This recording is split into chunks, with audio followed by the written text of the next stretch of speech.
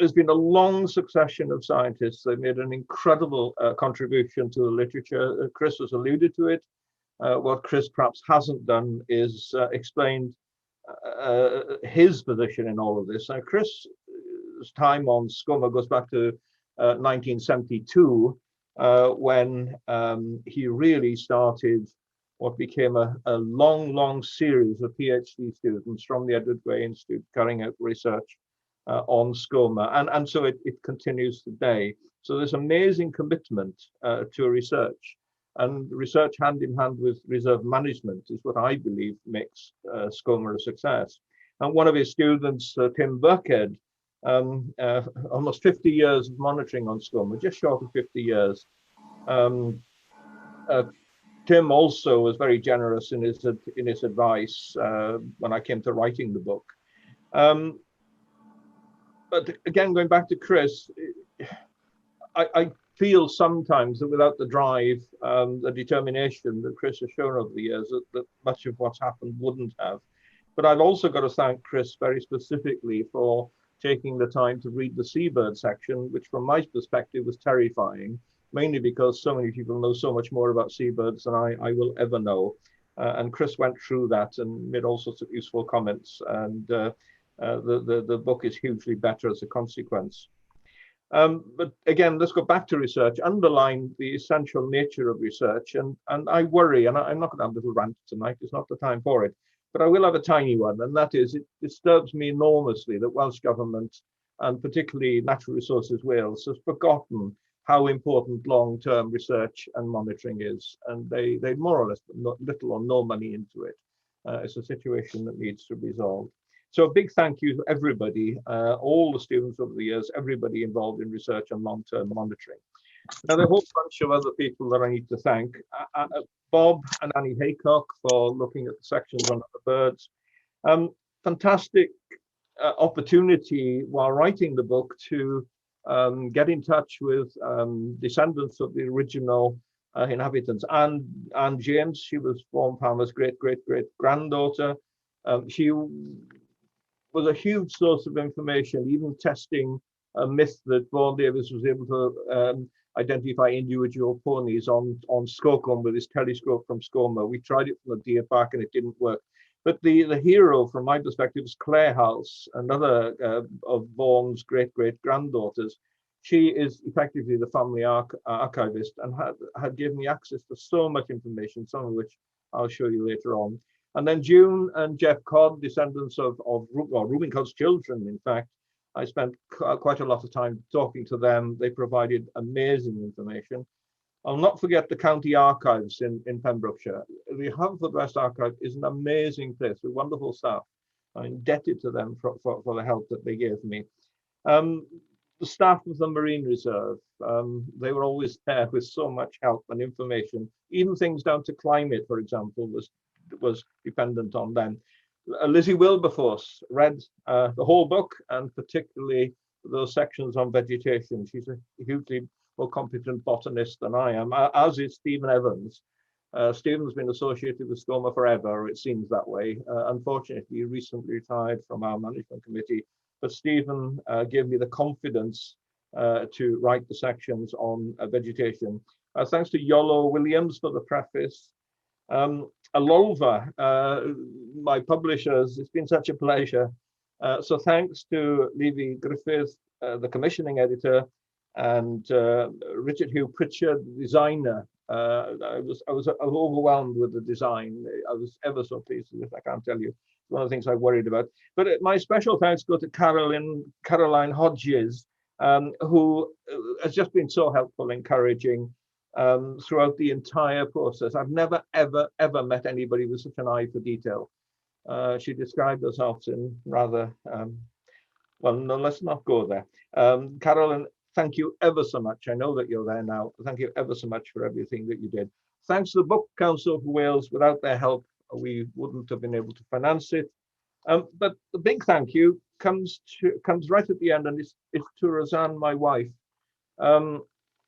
Again, this wouldn't have happened without her. You know, people talk of me, Mike Alexander's 10 years warden on Skomer. Well, not strictly true. It was Mike and Roseanne as wardens of Skomer. That's forgotten. Because in those days, when the warden was appointed, it was warden and wife. Thank God we've passed that sort of time. But the wife was never paid, never recognized, didn't get protective clothing, etc., etc., etc. And yet Roseanne worked as hard, if not harder, than I did. And not just with the routine stuff. She probably met every single boat that came on that island while we were there, all of the passenger boats. But the seal work that I'll talk about shortly, she started it. It was all down to her. And I do feel it's sad, really. But more recently, of course, Roseanne has helped with the book. She is a writer, I'm not. And her constant help, guidance, editing, again, brought it all together. With that, I'm going to move and show you some photographs, hoping that this thing will actually work. I'm clicking, but nothing's happening. It's because I'm being rather silly and I need to do this. I need to play from beginning and then it actually works. That's quite clever, isn't it? So now you can see what you need to see. I was so pleased, Sarah, that you put that up because I had it there, because this is the book really to read. If you want to know about life on Skomer all those years ago, the life that Roseanne and I shared, then this is the one to read. And it's hugely better written than anything I've achieved. So I would commend this book to all of you. I hope that these will in time be seen as a pair, that one supplements or complements the other. So there it is. Sarah's waved it at you. I am pleased with that cover. It's probably one of the best photographs of puffins I've ever managed in my life, and it was so nice to have it on the cover. So the book then is divided into a whole load of sections, and I start off by setting the scene. In a sense, this is perhaps more relevant to people who don't know Skomer particularly well. You know, I talk about topography, climate, geology, and so on. So setting the scene. And what I'm going to do, by the way, as I go through my talk, I'm simply going to show you lots of photographs. I'm going to try not to say too much. I suddenly realized the other day that Skomer from me is not today's Skomer. This is a photograph I took in about 1980. And that's my Skomer. When I can't, this will sound a bit odd, when I can't sleep, I imagine that I'm walking around Skomer. I can still visualize it, and I can go step by step around the whole island over and over again. But what I suddenly realized a few nights ago was I was walking around Skomer, not the place, but the place and time. And my time would have been about 1975, 80, around that sort of period. That's when I walk around Skomer, and this is what it looked like then, looking towards the house that Roseanne and I shared for 10 quite wonderful years. I thought I'd show you a couple of embarrassing photographs, because let's get it over with. So that's me, believe it or not. I know I don't look like that now. I give a lot for a figure like that now. That was when I was the first voluntary assistant warden on Skomer in 1964. Awful, isn't it? And there we are. This is a few years later. Very few people have ever seen me without a beard. So there we are, 1966, assistant warden on Skokom. And then this photograph that Roseanne hates, and I have to show everybody. She always tells me it's a little bit like something out of Monty Python. If I had a knotted handkerchief on my head, I fit the part. And some of you might have trouble working out where I am. Well, I'm standing on top of the Mewstone. And don't ask me why I was standing on top of the Mewstone, because I won't tell you. So the main section, the main section that begins the book then is history. And Chris has alluded to this wonderful place, the Harold Stone, we now think is Neolithic. I always like to start any talk about history by showing a photograph of the island. And I particularly like this one because although it's old and it's a bit grainy, I took it from an RAF search and rescue helicopter sitting in the doorway with a camera, with a strap, and wondering what the hell I was doing. But when you look at Skomer from the air, what immediately strikes you, apart from the obvious shape of the island, is the lines on the island. And of course, we on the ground are much more familiar with them. Walls that go back to the Bronze Age, Iron Age, and then the much later inhabitants. So Skomer is a place that has been inhabited, as Chris mentioned, by people for a very long time. I particularly enjoyed a period on the island when John Evans, the archaeologist from Cardiff University, was visiting with his students. And when he finished his work, he produced for the Trust a delightful little booklet on the archaeology of Skomer. And this was the cover, and I've always loved this. It's sort of this vision of people living in their huts on the island with their animals and so forth. Yeah, it may be a bit of a romantic ideal, but I still think it's pretty wonderful. I'm not going to spend much time on history, not early history, because it gets it's rather tedious. It's about all sorts of people who owned it. But this was a chap who owned it for a period, John Perrott, dreadful, dreadful, dreadful man. He lived in this wonderful castle, Carew Castle. I enjoy going to Carew. But this, don't try and read this for goodness sake. This is something written about him by a chap called George Owen, Pembrokeshire antiquarian. And I love that final statement, who hated him cordially. I think a lot of people hated Perrott. He died in the Tower of London, but hated him cordially. You know, how can you hate somebody cordially? It's such a wonderful contradiction. I think the delight of writing the book was the research. It took 10 years, by the way. It didn't happen overnight. There were lots of stones to overturn, lots of things to find. I suppose in historical terms, my hero is this very odd man, Vaughan Palmer Davis. Chris has already mentioned him. A local man. The family came from Broom Hill in Dale. He was a farmer's son, but like a lot of people at that time in that area, he went to sea, and that's his certificate, his master's certificate. So Vaughan and his family survived or thrived in a sense, many people have suggested this, I'm not 100% certain, as a consequence of the Opium Wars. We know without any doubt whatever that he served on the Arrow. This was not the famous Arrow that started the Second Opium War. It was a different vessel, a vessel called the Cowajee Family. And we have the manifests from the ships. These are all in the Pembrokeshire Archive. And we know that from China to India, it was quite sane. They were carrying tea, rice, silk, sandalwood, and so on. But from Bombay to Calcutta, they were carrying opium. And we actually have all sorts of letters, manifests on this one particularly. This is recommending him. But if you can see it in the opium trade, they were quite open about it. This was nothing that was disguised. So people will suggest that the Skomer, the success of the farming during the Victorian period, was simply a consequence of the money that was made from the opium trade. Let's have a look at them. These again are fabulous photographs. I'd heard the names, you hear about these people, and then suddenly you have the photographs and you have the names, and they become real people, not just statistics, not just something.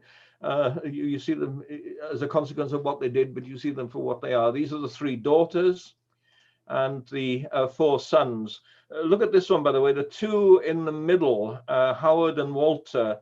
They were twins, and very sadly, they died in the same year, and both were lost at sea in totally separate incidents. Harvey, the youngest on the right, he became a hotelier in Canada, but also rode in the in the Boer Wars. And then Charles, he ended up as a banker in Carmarthen. Well, Carmarthen's not that bad a place, I suppose. Chris alluded to these photographs. We were aware of the top photograph for quite a long time. It was published by Roscoe Howells, but the bottom photograph is the other view. Quite incredible. And if you won't make it out. If you open the book, you'll find it. the photograph of the puffin, the albino puffin, the famous puffin. But as Chris said again, what an amazing standard of living. You know, pianos, everything that you'd expect in a normal Victorian house. But uncovering the details of their life was quite a wonder. Again, don't try and read this. It's all in the book. But things like we made sausages on the 20th of February, 1885. This is one I loved. On the 9th of May, sent out 36 pounds of rhubarb. The thoughts of growing rhubarb on Skomer, goodness knows why. Anne is at the moment deviling the legs of a chicken for dinner, and we shall end up with marmalade tart. And I patched 2 old nightgowns yesterday, which I expect to last all summer, and so on. These things are wonderful. And then the writing, the page is the page out of the recipe book, the Skomer recipe book. And I picked that one because it's Skomer rock cakes. We've never made it. Perhaps someday somebody will make Skomer rock cakes again. And then photographs. Photographs speak so loudly; they tell us so much. And you know, I had this photograph in possession for a while and wondered who they were. The clothing is just amazing. You know, the lady with her hat and that incredible. Just imagine getting on and off a rowing boat dressed like that.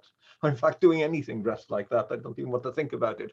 But with help from the family, there we find out that the lady with the black straw hat on is a nursemaid. She's wearing the uniform of a nursemaid. We know the names of the children, and the lady, the grand lady, is Vaughan Palmer Davis's daughter, Mary Alice Scriven Nee Davis.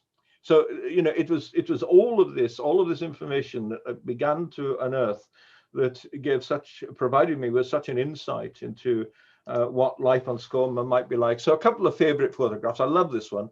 Vaughan Palmer Davis standing, holding the ponies, loading the ponies in North Haven. You can see the loaf in the foreground.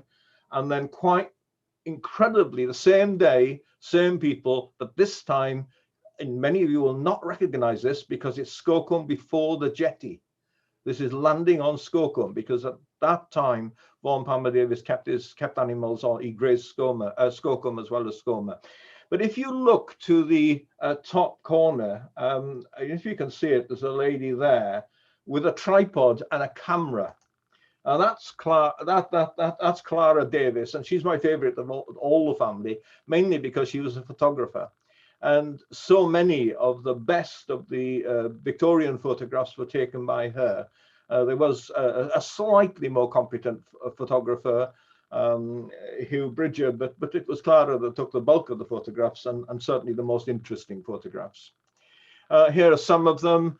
You know, she gives us this perfect picture of what farming was like on the island, the pictures of what farming was like on the island. So you've got ploughing and harrowing. And this one, I think, is my favorite photograph of all the farming photographs, building the rick in the haggard. Isn't that a wonderful word? Hayrick to everybody else, but if you're a South Pembrokeshire person and the South Pembrokeshire dialect, haggard is the word for hayrick. I think I'd like to see a sign there one day that says haggard, or welcome to the haggard or something. We don't want to lose words like this, but the skill, the labor involved in building these is quite incredible. I'm a little bit overindulgent in the book, where I spend forever describing how things like hayricks were built. And then the farm servants, you know, we even have quite a good record, not as good as it might be, but a good record of the farm servants. Eliza Stevens appears time and time again. She was a Marlowe's lady. And then you realize quite how hard it was when you start reading the island diaries. 8th of October, 1887, Sam and Bowen hired for another year. 9th of October, 1888, Sam and Bowen left us for the fair. So these were the hiring fairs. These people would go off with their shepherd's crooks or whatever it was, and stand and hope that somebody would employ them. Note, by the way, that red arrow, that's a huge heap of coal ash. So, everything was put back on the land. So all the ash, burning coal in the house was recycled and put on the farm. So farming came to an end pretty much with the end of the Vaughan Palmer Davis dynasty. After that, there there was a farmer from Tree Hill near Marlows who sort of farmed it for a while, but it declined very rapidly. And then around 1900, these two people, J.J. Neal and Robert Drain. J.J. Neal was a trawler owner, a very wealthy person, and Robert Drain, an amazing Victorian naturalist. They took an interest in the island. In fact, J.J. Neal rented the island for quite a considerable period. They made a huge contribution to our understanding of Skomer, and these were the very first people who really recognized its significance as a wildlife site. And strangely, as you work through the mounds of information, this photograph I'd seen many years ago. This is the road down to Martinshaven and what is now the Marine Reserve Office. And these cars, interesting things, but I was able to find out, with help from various automobile associations, the full details of these vehicles, when they were bought, when they were sold, the number plates, everything. These are silly things that pop out of the woodwork when you're researching for a book. Here's another hero, Reuben Codd. I met him, but I was far too young and far too shy to make best use of meeting him. He's always down as the last man to farm Skomer. I think, in fairness, it would be the last man who tried to farm Skomer. He tried very hard. It didn't work, but nevertheless made a huge contribution to Skomer over quite a period. Now, this is the same room that we saw earlier on, furnished in Victorian style. And here we've still got Victorian furniture. But this is the room when Reuben Codd and his wife lived on the island. Now, watch this next photograph. Sorry, I've forgotten that I've shifted the order of the photographs. Sticking with the Cobbs for a moment, I put this one in particularly because that's Jeff Codd. I mentioned Jeff earlier on. Jeff provided so many of the photographs from this area and allowed me to publish them. And there's his father, Reuben. This is the last time land was ploughed on Skomer.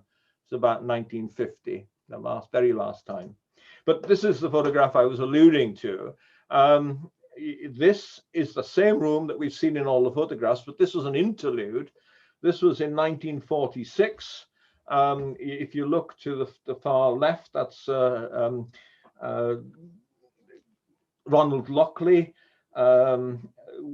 This is when the West Wales Field Society, as it was called then, they had what they called the Skomer Expedition, where they spent basically a year on Skomer, creating the most incredible record and the most wonderful book about the island.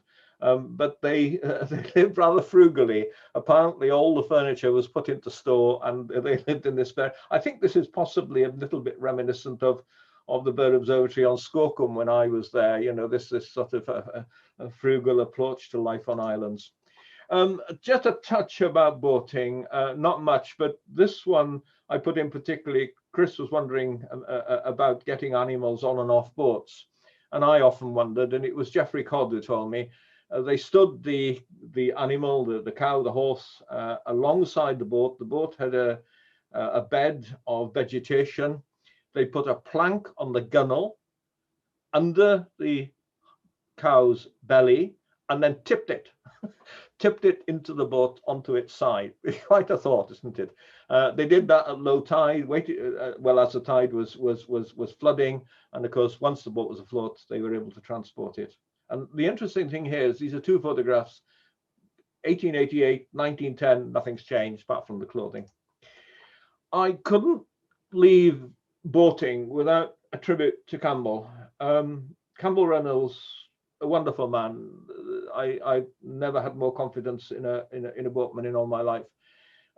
He brought a calming influence to Skomer. Things were always difficult with boats up to that point. And then Campbell, it was so nice to hear Chris mention Dale Sailing. Campbell was the founder of Dale Sailing, and when Dale Sailing took over boating, it was Campbell who ran the boat. He was a very, very special friend. He was one of the most. He was a person we could always rely on. You never had to ask Campbell. He was always there. So just a tribute to Campbell. Then birds, because everybody would expect a book on Skomer to be full of birds. Well, I deliberately haven't filled the book with birds. I've been cherry picking, I'm afraid. I've focused on those things that interest me, and sometimes those things that are not spoken of quite as loudly as they should. So yes, but there is a good section on birds, and Chris mentioned the shearwaters, and I agree with him. These are the heroes of Skomer, as far as I'm concerned. These wonderful, wonderful creatures. It's just so sad that so few people see them, so few people are aware of them. And I often feel with local people in Pembrokeshire, for goodness sake, they've got this amazing something that's happening on their doorstep. And apart from the few birds that get washed ashore, blown ashore in the winter, they don't know much about them. But actually, this came out of the woodwork while I was researching for the book. This is the base, the Royal Air Force base in Pembroke Dock that was there from the war years on. The wording Gwylio'r Gorllewin o'r Awyr, watching the west from the air. These are the people who looked after the western defences, the convoys and so on, and the Sunderlands that through. And it is quite wonderful that they chose a pretty awful illustration, but nevertheless an illustration of a shearwater as their symbol. It's quite amazing how these things get forgotten and lost, and so few people are aware of them.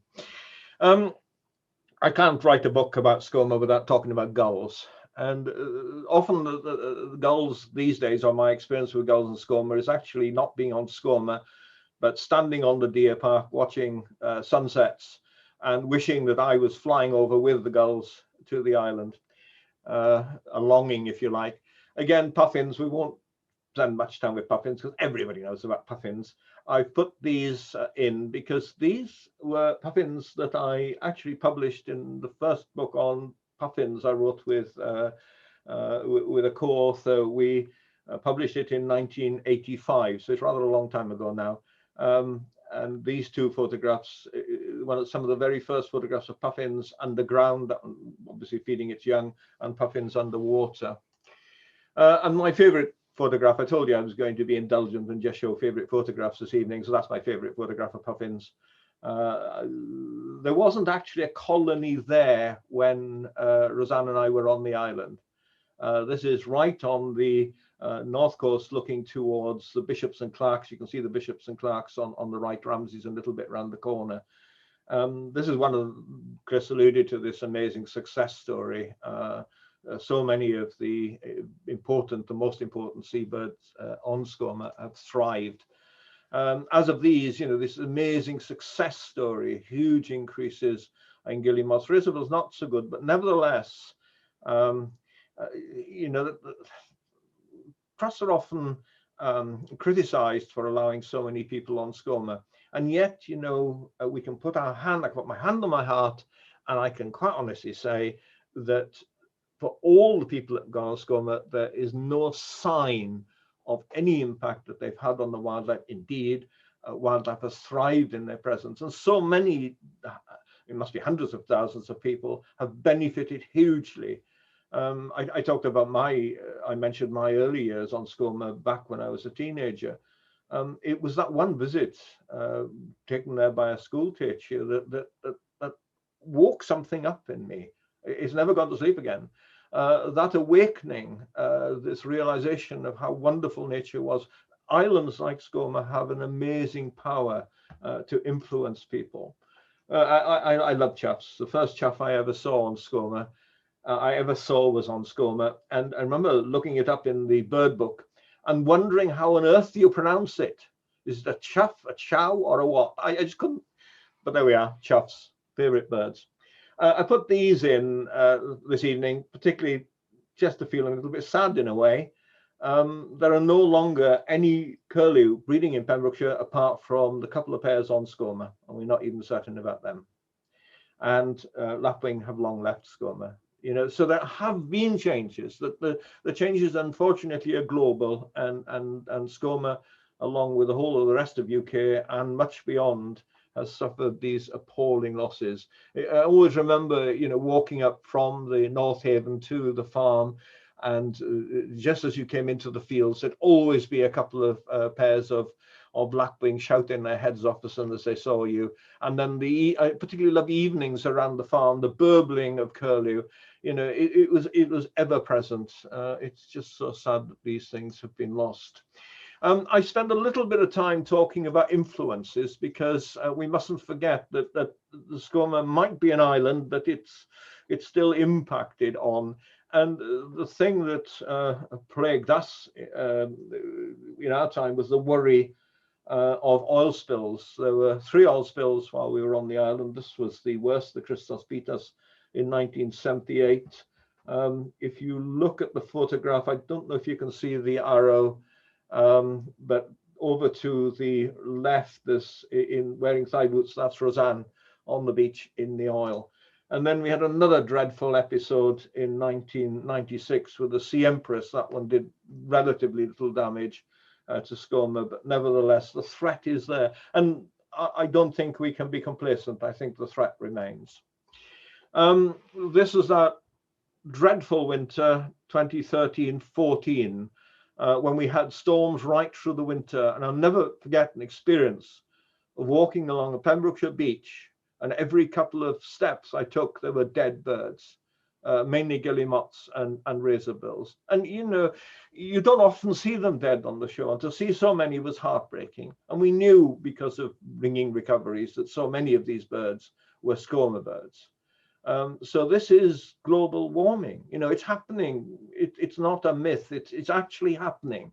One of the things that climate scientists predicted more than anything else was an increase in energy in the atmosphere, and this is the consequence. So the future could be rather bleak. I try not to think about it too often. When we think about influences, it's the past, and again, Chris alluded to this. These are the Davis daughters and a farm servant. The farm servant is the lady drinking, blowing eggs. So they collected huge numbers of eggs because the Victorian oologists, the egg collectors, would pay quite a lot, particularly for, you can see loads of guillemot eggs there. They particularly like guillemot eggs. This is what Chris was talking about. I've seen a puffin take a rabbit by the neck and drive it out of his hole. That was published in the Times on the 27th of March, 1869, when Vaughan Palmer Davis was protesting against the Seabird Preservation Act because it meant that he couldn't slaughter puffins or shearwaters and that he'd lose his rabbits. We'll come back to rabbits later on. Sorry, I've gone the wrong way. So there he is. I don't think the puffin thinks much of him, by the way. Then research, and we'll embarrass Chris with a photograph of Chris, unfortunately taken on Skocum, where he's tormenting shearwaters. Research, as I mentioned earlier, I'm not going back over it, but I put this photograph in. I just want to emphasize how unbelievably important research has been on Skomer. You know, Skomer is unique in terms of all the NNRs in Britain. It stands out as the place that has been most researched, most systematically researched. So what a claim that the Trust can make.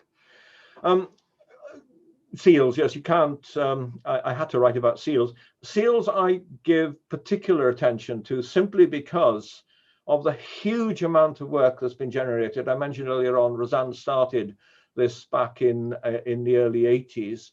The work has continued, and we have this huge collection of work, records, reports, sightings, etc. And it had never been pulled together in any sort of coherent form. And it is because of that that I put quite an emphasis on seals, and I like them anyway. Nothing gives me more pleasure than watching seals. What I did with the seals was slightly odd, is that I forgot about the island boundary. The population of seals around Skomer sort of moved back and forth between the mainland. So I included the marine conservation zone. And this lovely place, Jeffrey's Haven, is one of, again, Roseanne and I spent quite a lot of time there now watching seals on the beach. They're so accessible. So I talk about the marine conservation. I should keep wanting to say marine reserve because it's marine conservation zone. And a couple of favorite photographs, a couple of cows growling at one another. And I couldn't let the evening go without a pup. Yeah, I'm as sentimental as anybody else. And then one of my favorite ones, I have lots of captions that I add to this one and use it quite often in talks. The vegetation, it's the vegetation that I focus on. I focused on more than anything else in many ways, simply because, again, it's been neglected over recent years. And nothing had been written in a popular sense about the vegetation. People have always, if they write about Skomer, they tend to write about the birds, or they're very, very dismissive. There's a wonderful quote from J.J. Neal back in 1900. Vegetation on Skomer is not particularly interesting. And then I'll never forget a scientist from the Nature Conservancy Council, this goes back a while, describing Skomer. He was a botanist. Oh, it's a bird slum. The vegetation has no interest. Well, no, they're wrong. The vegetation is fascinating. It's wonderful. It tells us quite a tale. And these are the people, in a sense, that told the tale.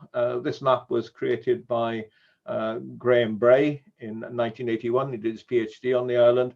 Before him, there was this Joe Sadd, an undergraduate from Aberystwyth University, whose dissertation is quite wonderful.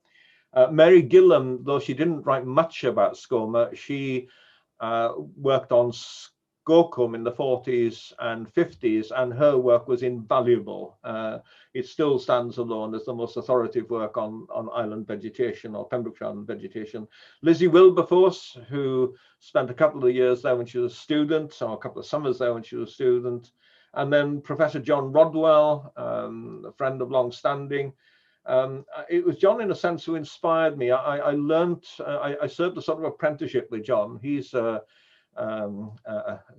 posh word is a phytosociologist. He deals in plant communities, associations of species. And I learned so much from him. And of course, he did describe the vegetation of the island for us, gave me the confidence, along with Stephen Evans, to tackle the vegetation on Skomer. I begin rather oddly by looking at the history of Skomer. There's always been speculation. Everybody that spends any time there thinking about Skomer says, well, were there trees here at any time? And it crops up over and over. So I do spend a little bit of time, again, perhaps being a bit self-indulgent. This is a lovely place. This is a place called Cribynau. It's on the north coast of Pembrokeshire. And that central ridge that you can see, Rosanna and I were watching seals there one day, and I lifted my binoculars off the pup down on the beach, and there on the ridge, I saw a woodland, and it was perfect. Everything that you'd expect to see, all the plants were there.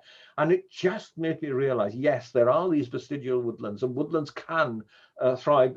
That's about as exposed, certainly as exposed as the north coast of Skomer. And there are other examples that I've relied on. So I do go on a little bit about what the past vegetation might have been. And then I go around looking, Chris mentioned this, I go around looking at the different communities. This one I particularly love. This is the what they call the cliff, get the word out, the cliff and crevice community. And it's the community around the edge on the rocks. And it's the one that in all probability, Bronze Age, Iron Age people would have been completely familiar with, because it hasn't changed. So it's robust, it's natural, probably the most natural vegetation all on Skomer. This I rather like. Now, this is an odd one. This bent fescue sorrel grassland, the red is mainly sorrel, being invaded by ragwort. It's just a favorite photograph, to be honest with you. That's my only reason for putting it there. The sorrel grassland is something that follows the loss of heath. Heath on Skomer is being lost. It was effectively a cultural artifact. Now that we've stopped farming, this has taken over, but it's just Skomer. It's just wonderful. And a species that always confuse people, because I can never remember its name, because when I was there, it was scentless mayweed. It's since become sea mayweed, and I always use the wrong name. But again, this is a consequence of some of the extremes that Chris was talking about, extreme salting events, the pressure of rabbits, where you get these amazingly beautiful monocultures. And I do put a few maps in. I've taught myself to use GIS and play around with it endlessly. bore myself to death sometimes. No. But we can see the changes in the vegetation, the loss of heath, those two photographs. But I actually forget about the maps. It's the photographs that really show it. These are photographs just to the west of the Wick, looking back towards the Wick, and you can see what's happened. Top photograph, 1980, bottom photograph 3 years ago. Skomer is changing, and I think it's this dynamic that excites me more than anything else. We won't dwell on bunnies. Chris mentioned them. They are important, introduced by the Normans, and I like this particularly. This is the Bayeux tapestry, and the knights are being fed rabbits. There we are. I'll put a little circle around them for you. You can see the rabbits on the Bayeux tapestry. So it was the Normans who introduced these creatures. There's a suggestion that they were on the island by 1180. No firm evidence until 1324 when they were farming them. And farming went on. This is again the letter that Chris alluded to. This is, don't try and read it for goodness sake. This is to the Times from Vaughan Palmer Davis. But the interesting thing is he talks about his income. Now his income from rabbits on an average year was £370. Doesn't sound much, does it? But his rent at that time was £150 a year, and in Britain, less than 2% of the population earned more than £150 a year. So that's staggering by any standard. But right through the Victorian period, the greater part of their income was derived from rabbits, and this is where it came to an end. This is 1959. Just around the myxomatosis time, or just after myxomatosis, and there's Reuben Codd with his lurcher Bella and his ferrets. He was the very last man to commercially trap rabbits on Skomer. I can't ignore bracken. People get irritated by bracken. I don't. I rather like it. I've learnt to like it, I suppose. It's easy to like it in the autumn when it looks beautiful, but that's because of bracken. Let's just remind ourselves that we would not have these huge areas of bluebells and campion on Skomer if it wasn't for the bracken. The bracken, in a sense, provides for them. There we are. There's a nice bluebell shot. I even mapped the bracken and gives you. I never quite realized quite how much there was until we mapped it. But we learnt a lot more than just the distribution. If you doubt my assertion that there's a link between bracken and bluebells, then look at this. And we've known about this for a long time, that the bluebells on Skomer treat bracken much as they treat a woodland canopy on the mainland. So all the pale blue areas, that's where bluebells occur under bracken. The tiny few dark blue spots are very few areas where there are bluebells and no bracken, and those are areas that on previous maps were occupied by bracken. So this relationship is quite wonderful. So next time you go to Skomer in August and start moaning about the bracken, think about what it brings to us. And Campion, it's just such a beautiful place. Sorry, I'm just showing pretty slides because I enjoy showing pretty slides. The bracken story is not has not come to an end by a long sight. There are signs that in places, and you can see the grass is overtopping it here. Bracken seems to go through cycles, and I describe these. So maybe not a disaster, but I think my plea is to look at bracken rather more favorably. We're not farmers. We're not trying to farm Skomer. So let's enjoy nature. Oh, there's so many colourful plants. I just throw in odd things. Again, this is just a pretty picture, really. Purple loosestrife. I love the purple loosestrife. Going down into South Valley on a hot summer's day, and the purple loosestrife is in flower, covered in butterflies. Nothing very special. This is just a red admiral, but it's just so beautiful. And then the things that often go unnoticed, around the farm. Just look at the ferns on the walls. They're there mainly because of the limestone mortar that was used. So you don't get these on the main field walls, but these are the falls around the farm. Now I come to an end, in a sense, by speculating about the future of Skomer and the future of vegetation. And the Trust has made a very bold move. I must say I was instrumental in pushing the Trust into these decisions. that we will treat Skomer very much as a wilderness.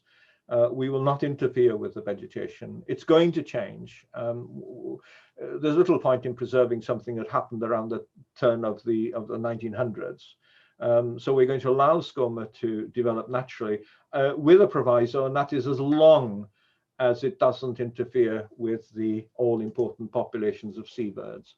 So I'll finish with a couple of favorites.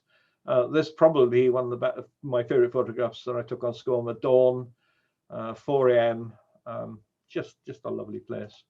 And it's always good to end with a sunset, isn't it? And this is one of those evenings where Roseanne and I sat on the deer park, staring longingly at Skomer, wishing to hell we were there, but nevertheless enjoying quite a wonderful sunset.